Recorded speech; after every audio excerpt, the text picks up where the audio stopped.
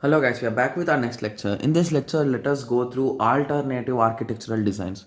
So basically, whenever you are designing some kind of project or you are working on a project, there will not be a direct architecture which is related to your project requirements, guys. So you need to process, you need to understand that you need to design your own architecture based on your requirement.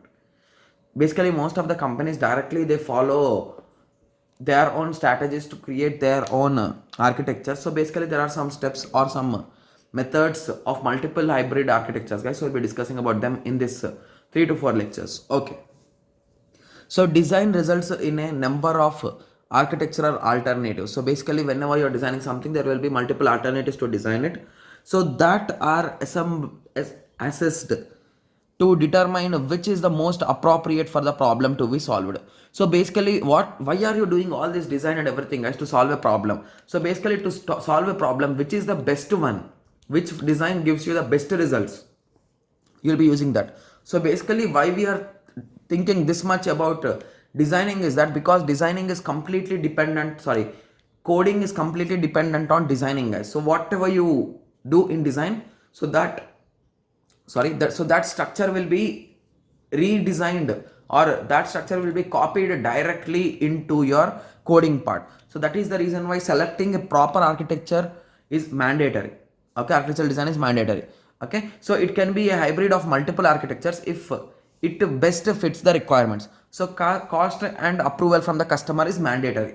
Basically you should not make, for a small project, don't make some crazy complex hybrid architecture, because if the client is not ready to pay you that much amount of money which you are going to cost to complete the project, then that will be a waste, right? And you need to get the approval from the customer also, because he should agree for your architecture, because it's your own architecture, there could be some flaws, etc, etc, right? So that is the reason why you should get the confirmation from the customer also. Okay, so the first analysis method they will be doing is nothing but architectural trade-off analysis method, guys. The next 3 topics, this and the next 2 topics we'll be discussing about these are just the topics, guys. There are no diagrams or any kind of representation for this.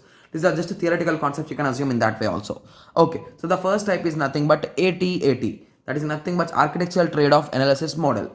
Okay, so this is also developed by SEI, that is nothing but Software Engineering Institute. So this is an iterative process. This belongs to also an iterative process.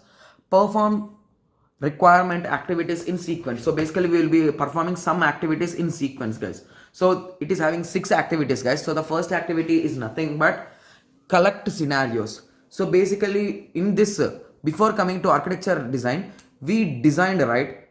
So we designed the basic design. If you recall, we discussed about multiple things, like how you should design, what you should design, and everything we discussed, guys. If you recall the things, like if you want an example, okay, yeah, we discussed about this component level diagrams and all these class based diagrams we designed, right? So we designed the outer structure. Okay, yes. So that is nothing but analysis. We did the whole analysis of modeling. So we did analysis modeling, right? So that all concepts, like many kind of diagrams we discussed about class diagram, like that we did multiple things, like, right? So in that we did one step, that is nothing but scenarios, where we discussed about use case diagrams and all those things. So based on those use case diagrams are developed to represent the system from the user point of view.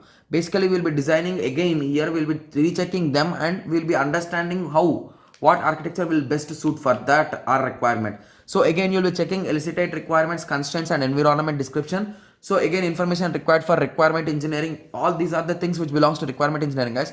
We have already discussed about these things. So these things are also analyzed here. So the next step they will be doing is describing the architecture style or pattern chosen to address the scenario and requirements. So now they got an idea about the scenario and requirements, right? So now they will be start describing, like, okay, it should be in that way, it should be in this way, like that. So they will be checking the model view and process view. Model view is nothing but subprogram view, and process view is nothing but solo. So in model we will be having multiple sub processes, and this is nothing but a process view inside that. Okay, and we'll also check the data flow view. That is nothing but data flow means flow of data, like how data should flow from one module to another module, or one component to another component. Okay, so after that they will be evaluating the quality attribute independently. Okay, so they'll be checking whether the normal project is doing better, or now with the new architecture it is doing better. They'll be doing performance, reliability, security, maintenance, flexibility test.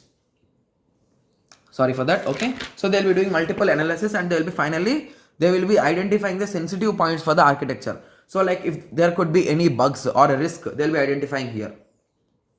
Okay, so the last step, that is nothing but sixth step, is nothing but critic.